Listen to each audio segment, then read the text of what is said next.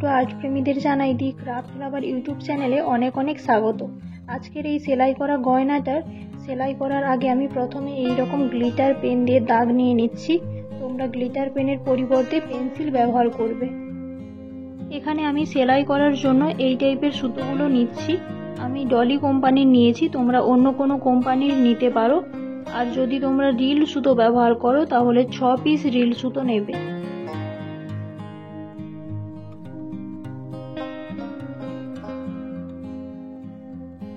এখানে যে অর্ধ গোলাকার একটি চিহ্ন এঁকেছিলাম তার সাইডে ফুলের পাপড়িগুলি করতে হবে। ফুলের পাপড়িগুলি করা এখানে খুবই সহজ, শুধু কয়েকটা লাইন টানলেই হয়ে যাবে। একটা পাপড়ির জন্য আমি মাঝে একটা বড় লাইন এবং দু সাইডে দুটো ছোট লাইন টেনেছি। দেখো আমি যেভাবে বললাম ঠিক সেই রকম ভাবেই আমি করছি। প্রথমে একটা ছোট লাইন, তারপরে একটা বড় লাইন এবং তারপরে আবারও একটা ছোট লাইন করছি। এবারে আবার একটা পাপড়ি শুরু করব, তার জন্য প্রথমে একটা ছোট লাইন করছি, তারপরে আবারও একটা বড় লাইন এবং তারপরে আবারও একটা ছোট লাইন করব। একই রকম ভাবে বাকি পাপড়িগুলিও করে নিচ্ছি। চোকারটিতে এই রকম 5 পিস প্রয়োজন। 5 পিসে আমি বিভিন্ন জায়গায় ফুলগুলো করেছি, তোমরা চাইলে একই জায়গায় ফুলগুলো করতে পারো।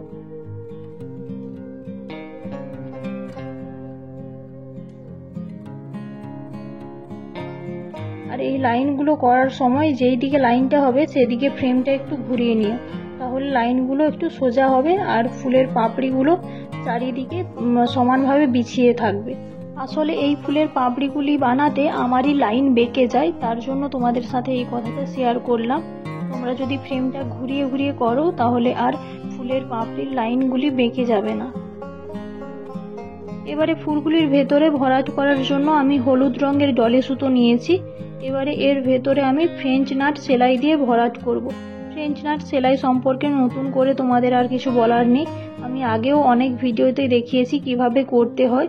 এইভাবে একটা হাতে সুতোটা টাইট করে ধরবে আর আরেকটা হাত দিয়ে সূঁচটাকে এইভাবে সুতোর গায়ে পেঁচিয়ে গলিয়ে দিলেই হয়ে যাবে। যারা নতুন করছো তারা একটু সূঁচটা সুতোর গায়ে হালকা লুজ রেখে পেঁচাবে, তাহলে সহজেই সূঁচটা বেরিয়ে আসবে।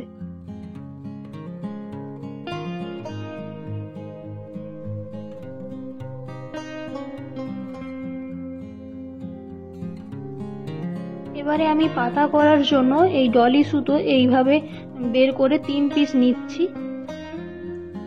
একটা জিনিস তোমাদের বলি, যখন এই রকম ছোট পিসের ওপরে এমব্রয়ডারি কাজ করবে ফুলটা পুরো 1 পিস সুতো নেবে আর পাতাগুলো এরকম 3 পিস বা 4 পিস সুতো নিয়ে করবে, তাহলে ফুলটা ভালোভাবে হাইলাইট হয় আর দেখতেও দেখবে সুন্দর লাগে।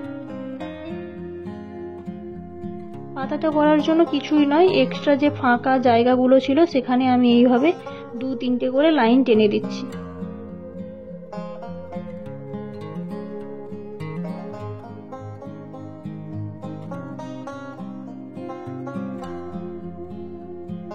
এখানে আমি যে সাইজের মধ্যে সেলাইয়ের কাজটা করেছিলাম সেই সাইজেরই কাঠবোর্ডের বেস নিয়েছি।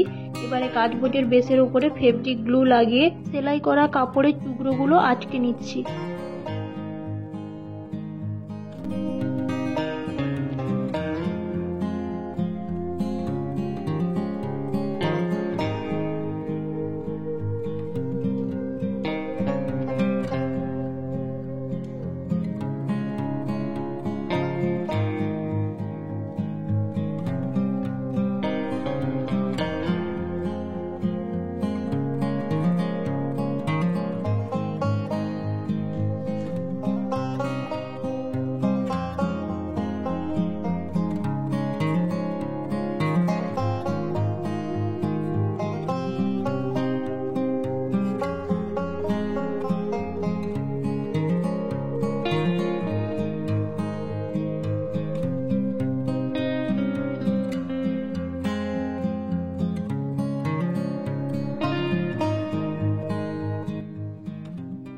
এখানে আমি কানের দুলের ক্ষেত্রে হেডপিন ব্যবহার করছি, তার জন্য কাঠবোর্ডে প্রথমে হেডপিনটা এইভাবে গেঁথে নিচ্ছি, তারপরে কাপড়ের টুকরোটা আটকে নিলাম।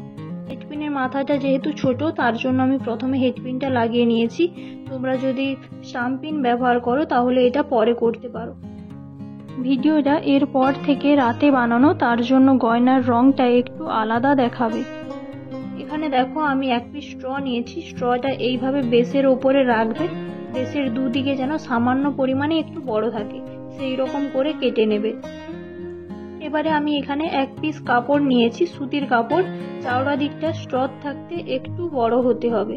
দেখো দু সাইডে একটু বেরিয়ে আছে। এবারে ফেব্রিক গ্লু লাগিয়ে এইভাবে স্ট্রর গায়ে কাপড়টাকে রোল করে নিচ্ছি।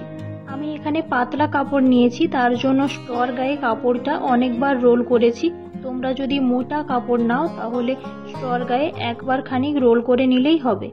তারপরে দেখো দু সাইডে যে এক্সট্রা কাপড়গুলি ছিল সেগুলি এইরকম ছোট ছোট পিস করে কেটে নিচ্ছি।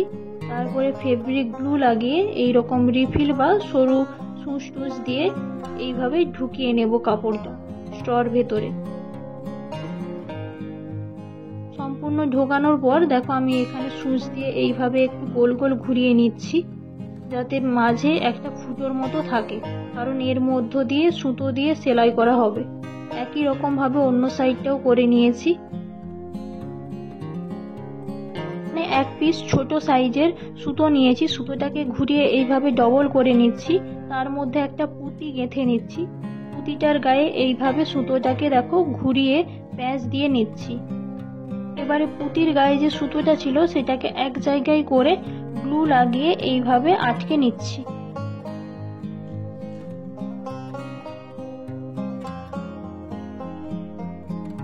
এইবারে বেসগুলির পেছন দিকে ফেব্রিক গ্লু দিয়ে পুঁতিগুলো আটকে নিচ্ছি। পুঁতির যে সাইডটায় সুতোটা আছে সেটা পেছনের দিকে রাখবে, আর ওপরের দিকে ফেব্রিক গ্লু দিয়ে ওই স্ট্রটা আটকে নেব।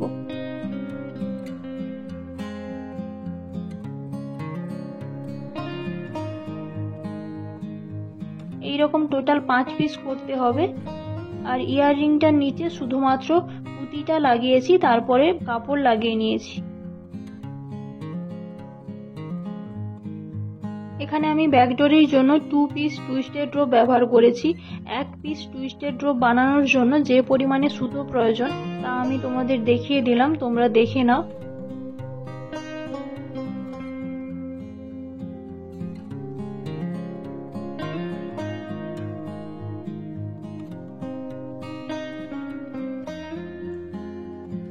এইবারে এই ব্যাকডোরিটার সঙ্গে চোকারের বেসগুলি গেঁথে আটকানোর জন্য আমি এই টাইপের সুতো ব্যবহার করছি। জানি না এই সুতোটার পার্টিকুলার কি নাম, আমাদের এদিকে দোকানে কাঁথা সেলাই করা সুতো বললে এটাই দেয়। এই সুতোটা প্রচন্ড শক্ত, সহজে ছিঁড়ে যায় না, তার জন্য আমি গাঁথার ক্ষেত্রে এই সুতোটাই ব্যবহার করি। দেখো সুতোটাকে এইভাবে ডবল করে নিয়েছি প্রথমে, তারপরে এক সাইডের ব্যাক ডরিতে এইভাবে গলিয়ে প্যাঁচ দিয়ে দিচ্ছি।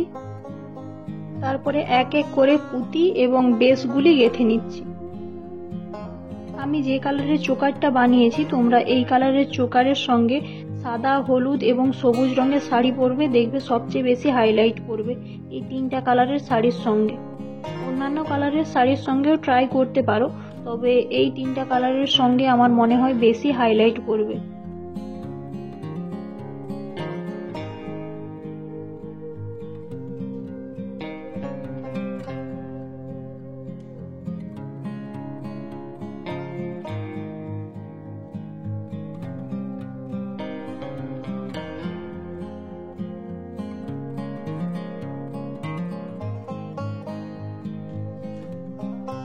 যদি তোমাদের এই ভিডিওটি ভালো লেগে থাকে তাহলে প্লিজ লাইক করো এবং তোমাদের মতো গয়না প্রেমীদের সাথে শেয়ার করো। ধন্যবাদ ভিডিওটি দেখার জন্য।